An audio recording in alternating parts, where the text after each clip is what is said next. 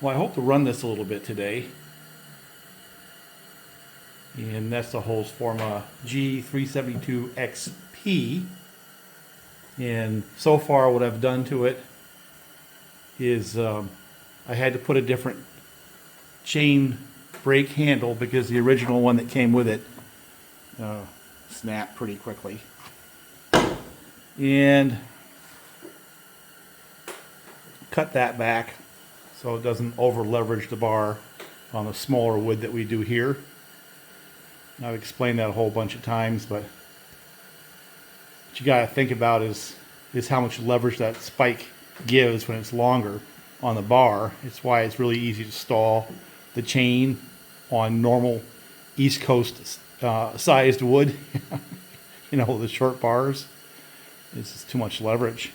It's designed for really long bars, and you know, where the contact point and the need to get leverage is much greater on larger diameter trees with longer bars. You know, makes me laugh at how many times I've got to explain it. I get, how come you did that? How come you did that? You know, and I think that's the difference between folks who have an aesthetics drive versus a practical drive, or you know, they don't use them as much as I do.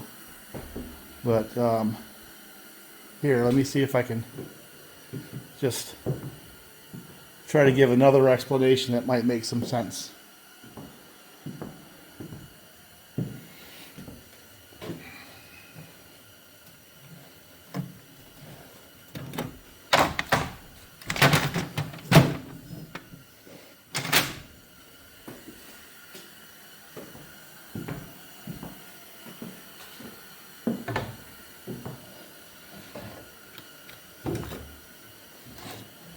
Okay, 2 bars. Yeah,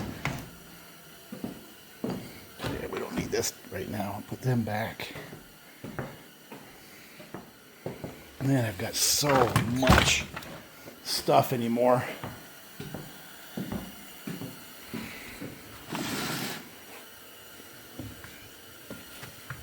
The other question is, what bar am I going to put on this thing? Here. There, you got 24 and 36. And with a typical East Coast tree, that might be where your contact point is, anywhere from here to here. But on those big diameter West Coast trees, sometimes the contact point you're trying to get pressure is all the way out here. And you got to buck into the bark and push like crazy in order to get enough leverage to start making this edge out here start cutting. So the West Coast guys years back came up with a bucking spike that's long and gives leverage, so that when you have these really, really long bars with very big diameter trees where you're pushing out here somewhere, not up in here, you've got better leverage at the saw in order to try to make that chain push into the tree. Now, conversely, with the East Coast stuff and shorter bars, like I said, the contact point being here, fully a foot shorter, you have the same spike, which is designed for this scenario, on this one, and it's not a big surprise that it just, you know, over leverages the bar and stalls the chain often. Yeah, you can finesse it, but for me, the best thing to do is just to cut it back to a point where this leverage I'm getting from that doesn't, you know, easily overpower the ability of that chain to be turned by that saw. Now, if I was running a bar like this, cutting that back would make no sense, and I'd lose a lot of functionality. But what I'm looking for on my modifications is the right amount of leverage. I usually run 28s, so you know, instead of being here, you know, oftentimes with the trees I have, it's out here somewhere. So having a little bit more leverage does matter, especially when I'm doing some of those big open face cuts. The bar is reaching way down, and you're pushing at the point somewhere out here. So I kind of had to come up with a happy medium where I get enough leverage to do that, but not so much leverage where most of my trees, which I'm cutting, are like 24 inches or less. I don't overpower it on those. And that's what I came up with. It works quite nicely for me. But the other thing is, now you radius up, it's holding the work away from my saw, because I'm sure all of you guys have seen the logger saws or the heavy use firewood saws where the mufflers are bashed in because, you know, instead of doing like the cookie cut right through the log, you actually rock the saw. Sometimes you have to. So having the work held away from the saw, I think, is an advantage. So that's what I came up with, is to get the right amount of leverage, but also hold the work away from the saw. And that goes along with my muffler mod philosophy of having the outlet right here where it doesn't blow into the work. You know, race saw, you don't care. Half the time you're working right at the end of the log. There's no obstruction in front of the muffler, so coming straight out with a hole is not a bad plan.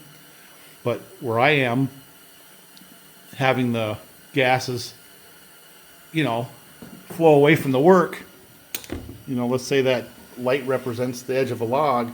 Instead of having it blow into the log, it's blowing along the log. And I've done videos in the past, years back, I'm talking 10 years, where I demonstrate where, done right, you can even see that muffler blow chips out of your workspace. So those are two mods. Which brings me to the next point. What am I going to do with that saw? It's a little down on power as compared to a standard 372. See, the problem is I've been working with the 572s now for a long time.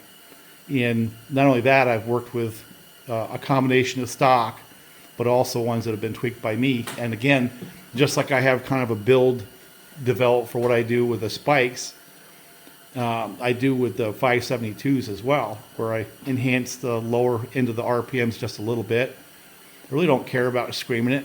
You know, I'm not doing the lemon thing as much, but I'm doing a fair amount of, you know, 28-inch bar type work. And the one characteristic that I look for is all the good things of a 572 with a little more torque, because oftentimes I'll have the bar all the way into the tree in a bore cut, and I have to reposition, and then I just want to hit the throttle and have it just start cutting again versus have to wiggle it around, pull it out, spin it up, get back in kind of thing. So I've come up with a build that works for me. Everyone's different, you know. Not everybody fells the way I do, and so I can understand there's different priorities, therefore there'll be different saw builds.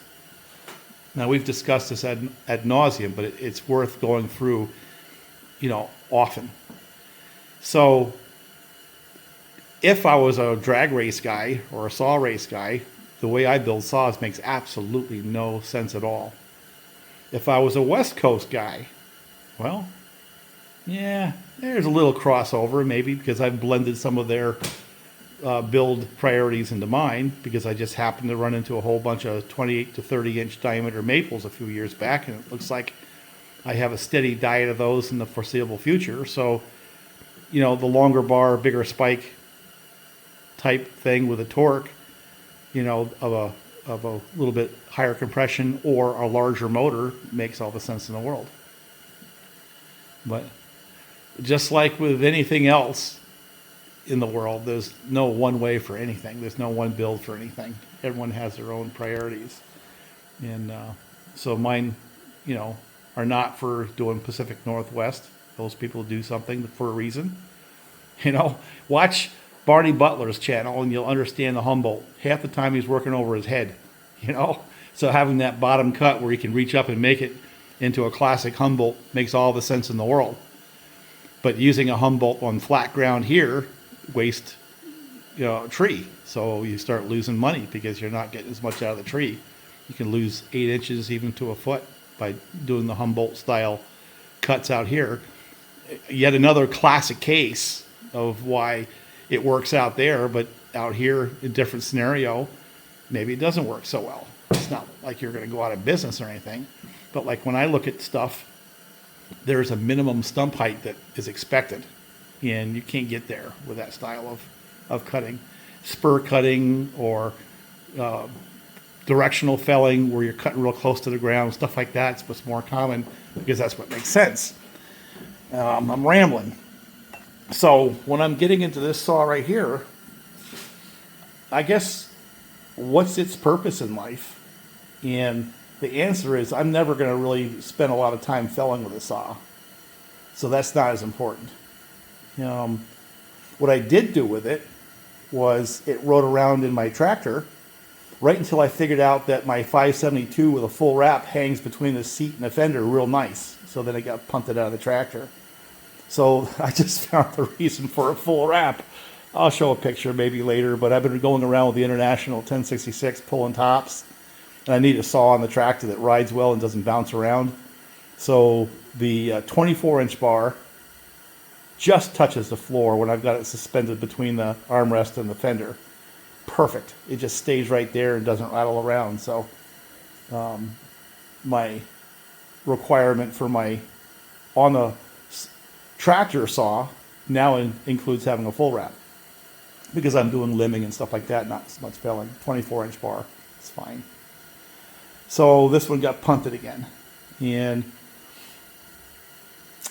I want to use it. I want to figure out ways of using it. It doesn't have enough power really for me to do the felling the way I do. There's no way in heck that I can have it in a tree and restart the chain just with a pull on the throttle. It just doesn't have the power or torque. And I'm not sure without extensive modifications I can get it there. That's why the G395 exists.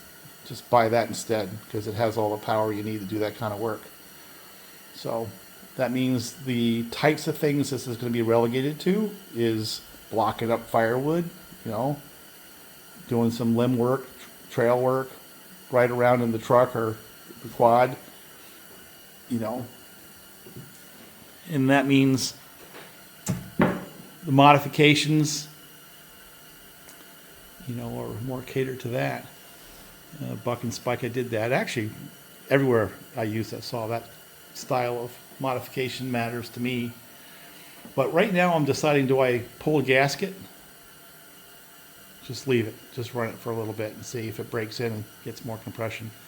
It's a little bit sluggish on the throttle, and it's a little lazy on how it picks up RPMs, and that's actually classic ignition timing off, a little bit retarded, or low compression, or both.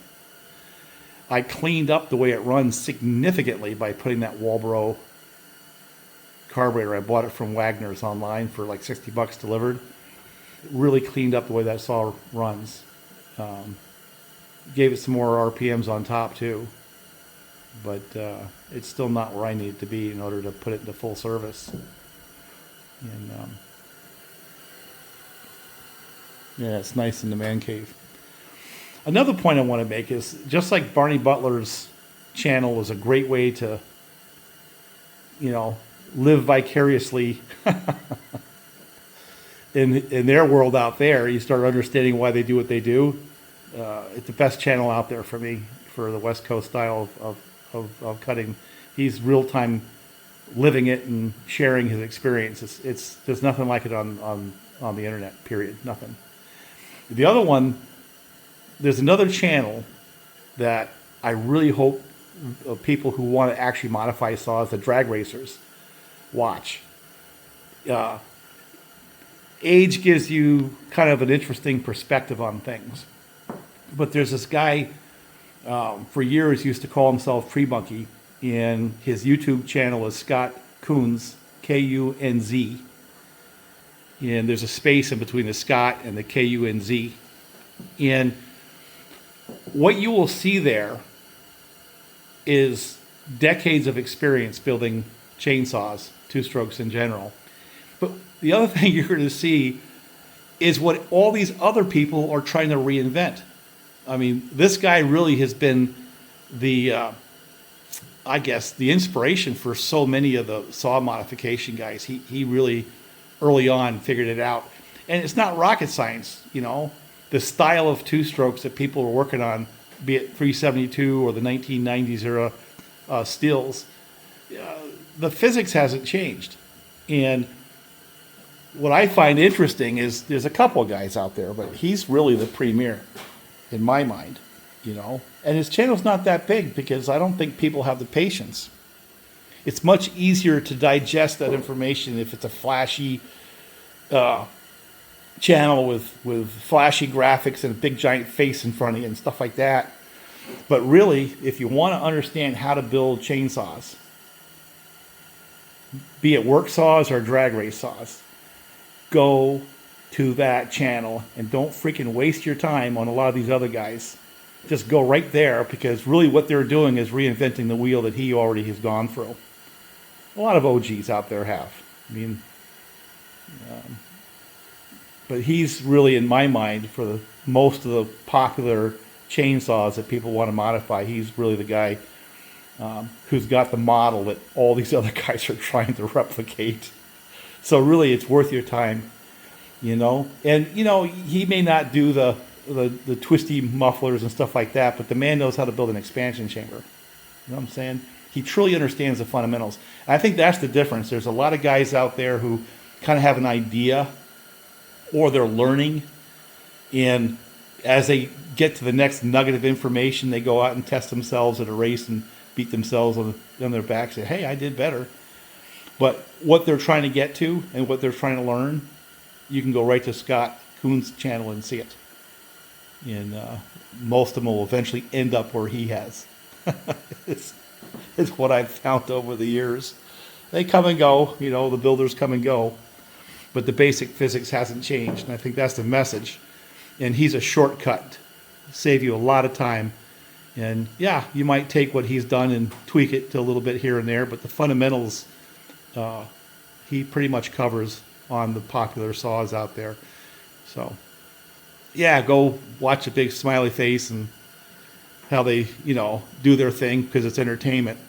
But back it up by going over to his channel. I mean, everything from doing squish bands with arbors to the basic fundamentals on, say, a 372 Husqvarna. He goes through it, and it's good, solid information. And as I said, most of these other guys are searching for and will eventually end up right where he is. So, highly recommend. And I think it's worth supporting that information too. It looks to me like he's doing a core dump on these saws into the, you know, cyberspace with his channel. And my God, it's like Bob and John's thread history and Husqvarna history. Scott's that way with the building of chainsaws, you know, the more performance-oriented chainsaws, be it work saws or even race saws. So, one of those.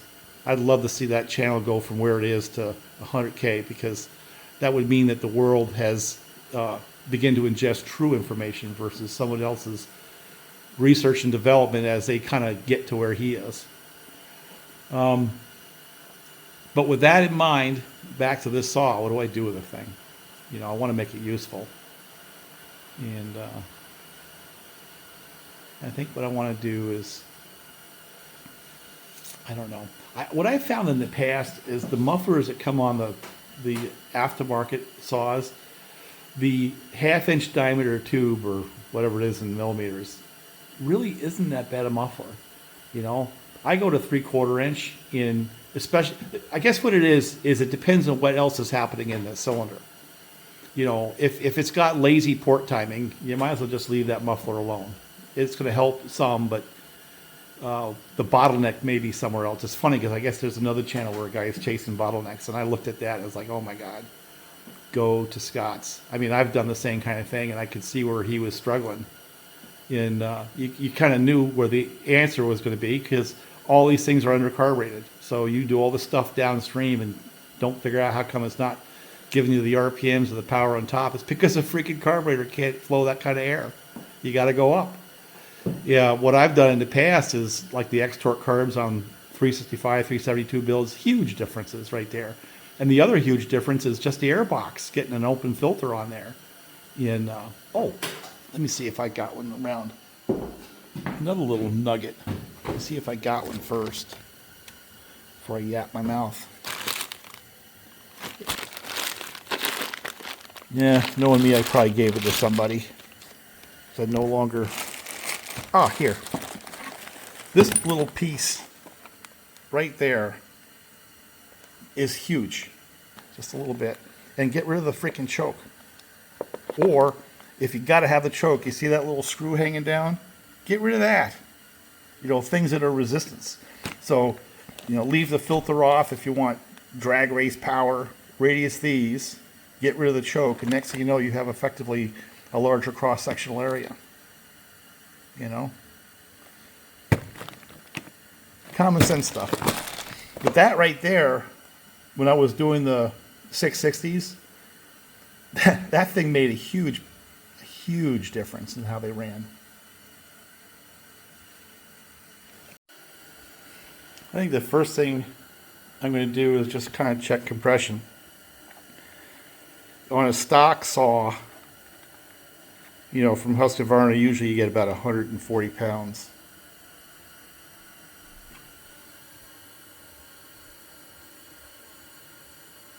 Huh.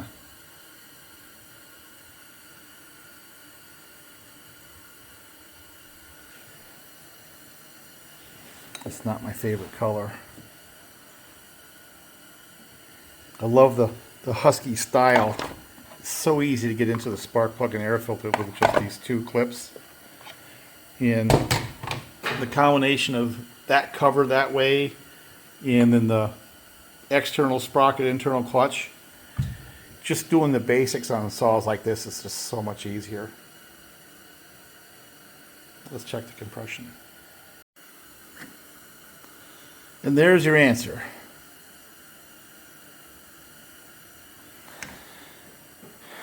It's down 20 pounds from what a normal 372 would be. And I'm going to say that more than anything, even ignition timing, that's going to make a difference. So, combination of low compression and possibly retarded ignition because it has those characteristics. There's no way that saw will ever perform, you know, the way a standard 372 will. Now, usually just a simple base gasket removal will get you 10-15 pounds.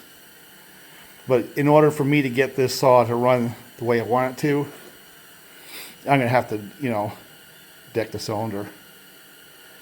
But, Now, I don't know if it's going to pick up from breaking in. It might pick up another 5 pounds. So it's possible if I do a base gasket delete and run it for a while, it may get to that 140. And I'm going to reiterate that 140 is a minimum for me on these saws. When I was building my saws out of the clone saws, decking the cylinders, I was shooting for 20 to 22 thousandths squish, and that got me about to 160. That range, 170. And it wasn't unless I put a pop up there, I would get up to like 180, but that's too much. If you can get it to 160 as a work saw, you're going to like it. It's going to be a good running saw. It won't break your arm trying to start it either. So I think I am going to pull the gasket on this and just see if I can't get a little more snap out of it.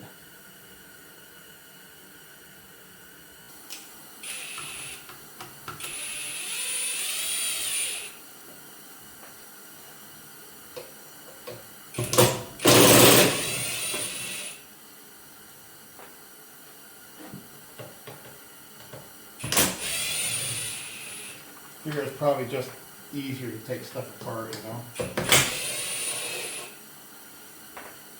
Hopefully I won't have to do this often.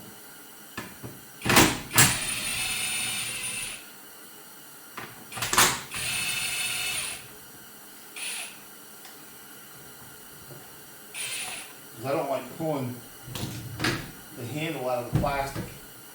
I don't have to.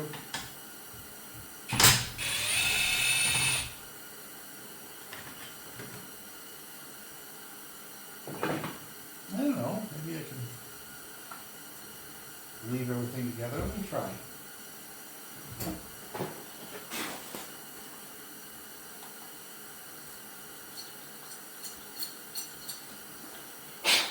No compressed air.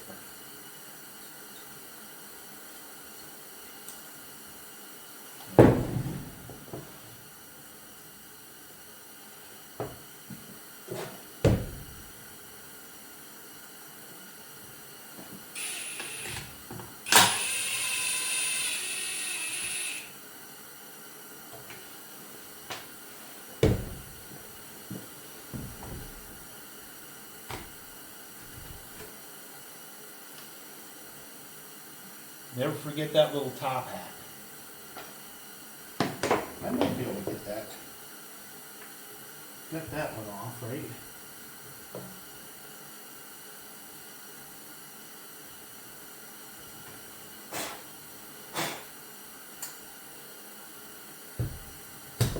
Just what the heck, let's get it done.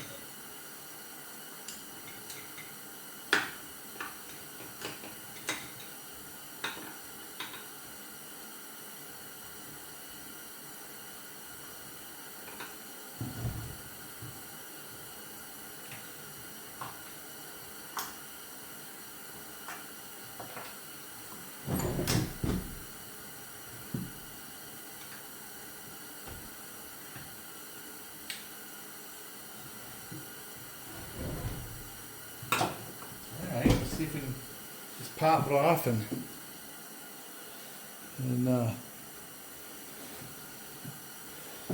some 1184 on there and put it right back together.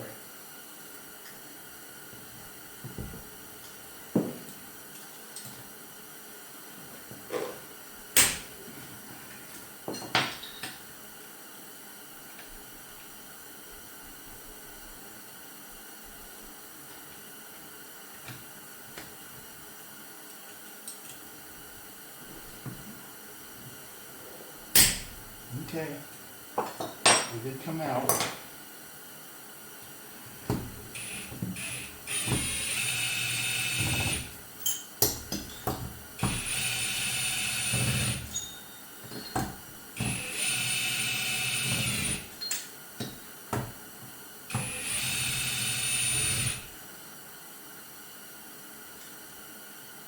So,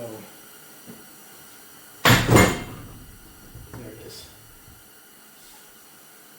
Like that.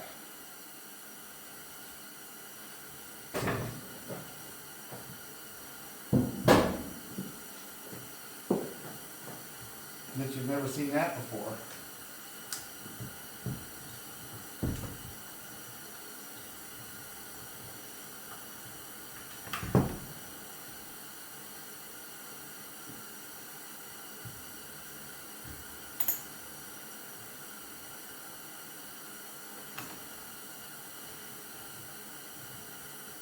I wonder if I can just block it right there and pull the gasket out and put it right back together without even pulling the piston out.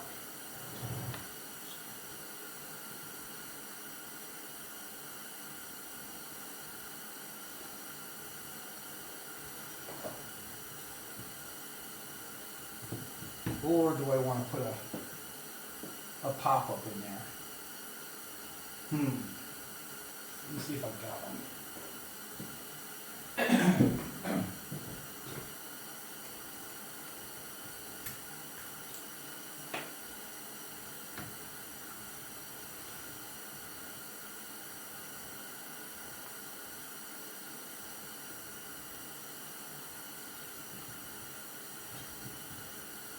Yeah. Let's just see what we got going on in here.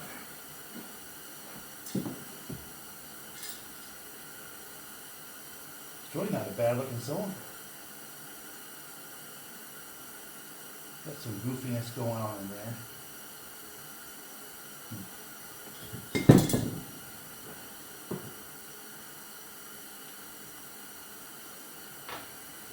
A lot of oil, that's good.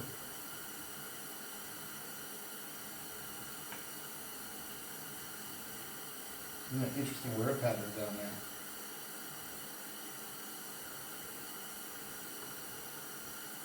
Huh. It's already polished. The back of the intake side's already polished. Check out the wrist pin. A little bit lighter, a little thin wall. I think I'm going to use that. And also the piston that came out. That's actually a really nice looking piston to me. And, you know, I look for even across there where there's no offset with the internal core. That one's a little off, but not bad. You know, and it's a single ring. And you can tell it was sealing well because look how it's black above and not below. So that one ring was doing its job. Now, the VEC piston going in there has 2 rings. And theoretically, a single ring piston for the performance types are better because they pick up RPMs a little quicker because there's less drag. But this is not a performance saw. See, that one's made by VEC, sold by Little Red Barn, and it's not bad. And, you know, it's a little heavier, a little more weight in there, which is why I'm going to stick with that lighter wrist pin from the Chinese saw.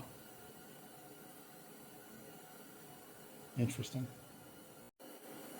Okay, just something to think about. That gasket's like 18 thousandths thick. And that pop-up is not a lot, it's some. About 20 thousandths. So it is reducing the combustion chamber a little by doing what I've done here. There's a positive and a negative to all this. Part of what makes these things run well, if you're a performance guy, is having the squish band where it promotes flow from the outer ring into the combustion chamber. You know, that's what the squish is really all about. It's something that seems to be missed on the current group of people building their race saws and things. Is compression and squish band are interrelated, obviously, because you have to have the right squish to get the right compression. But the two subjects are not the same. The compression is about efficiency. It's just simply a math equation. A certain amount of pressure in that fuel air mix is going to burn at a certain rate and a certain efficiency. And there's a point of diminishing return to where it starts dieseling, or you can't pull it over, obviously, or there's so much cranking pressure you lose RPMs on top. But there's a sweet spot where the compression is high enough where you get a relatively efficient burn, but you haven't gone over the edge on other characteristics like losing top end performance because there's just too much cranking pressure, stuff like that, or too hard to start because you can't pull it over. So that's a subject. Just simply looking at the volume of mix to be burned and how much pressure makes it burn efficiently. That's what compression's about. A switch band, yeah, that gets you to where you want, possibly with your compression. But the gain you will get, if it's done properly, is the flow from the fuel that's trapped around here underneath the switch band into the combustion chamber, so in fact can be burned. So it's two pieces. One is the actual management of the fuel charge to where you push it to where it can be burned efficiently, fast enough to actually give you, pressure on the piston to push it down. And also the efficiency of that burn. Two different subjects. pop-up is a blessing and a curse. The blessing is you can reduce the combustion chamber and bring that pressure with the charge with compression to the point where it burns efficiently. But you also lose a little bit of flow characteristics into the combustion chamber. In my humble opinion, what I've seen over the years is with normal saws, with normal compression rates, I get more performance increase by the compression increase than I do lose by losing flow characteristics from the outside of the ring into the combustion chamber. It's just a humble opinion. And people argue that till the end of time. But on a stock ported saw, with the typical efficiencies we're running at, with the muffler the way we have it, stuff like that, compression more than anything else will change its running characteristics. Too much is a pain in the neck, obviously, but get it right and you get a snappy saw. So this started at 120 pounds. By taking out 18 thousandths, I'm not going to get to 140. I'm hoping that the combination of the base gasket delete plus the pop-up gets me into the 140, possibly a little more. I don't want to go more than 160. My kind of metrics are 160 is great for a work saw. All my 572s hover between 160 and 165. I think I have one at 170. It's a PITA. I had to drill out the decomp in order to get it to pull over easy. So 160, 170. The performance guy is going to want 180, 200. I don't want that. That's a drag race saw. It's not a work saw. Plus, you think about it, you jack the compression on these things. That means the actual load on the bearings goes up as well. Not only because of the cranking pressure, but also because of the more pop you're going to get. So you're stressing the bottom end. To the guys that, mounting a saw, it's not going to make it less reliable. That's crap. It's physics. You add stress to a system, it's going to fail faster. Now, the question of failing faster breaks down into, is it a problem or is it at a point where it doesn't matter? And my thing is that most of the work saws I've done, with the changes I've made, sure, it adds stress to the bottom end, no doubt. And yeah, it probably won't last as long as stock specifications, but it lasts long enough where I don't care. So that's really the long and the short of it. And most of my builds are mild enough they're going to last longer than I have a desire to run the saw. So it's not an issue for me because I'm not pushing the compression. I'm not pushing the RPMs. I'm not pushing the heat. You advance the timing, increase the compression, increase the RPMs. You're just basically there's more energy that you have to dissipate. So if the cooling system's up to it, no big deal. But a lot of these race saw type builds, you add pressure to the top end and the bottom end. You're adding heat to the saw, but you're also adding stress to the systems like the bearings and stuff like that. They blow up a little sooner than you expect. Why is that a surprise? But that's part of the game, is to figure out that balance of performance and fun versus the practical, use of the saw. And that's a discussion for somebody else to have, and everybody has a different metric on that. Mine is a little milder than most, but my saws last, and they perform well.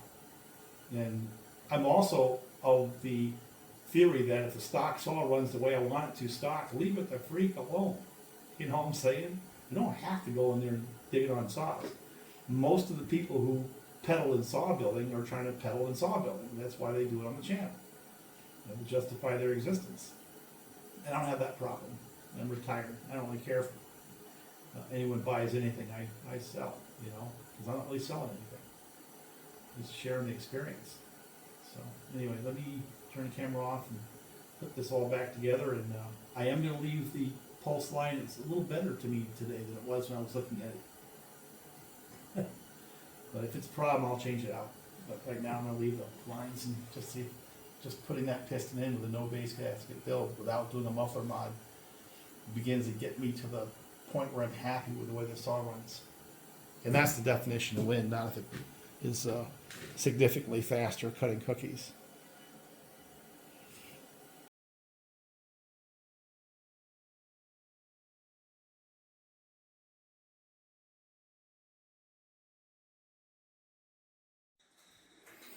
All right, we don't have enough run time to break it in. So without breaking in, let's see what happened to our compression. We went up to 135 from 120, so that's a 15-pound change. Still not where I want it to be. But I'm going to guess that, you know, if I put a couple of tanks through, it'll be sitting at 140.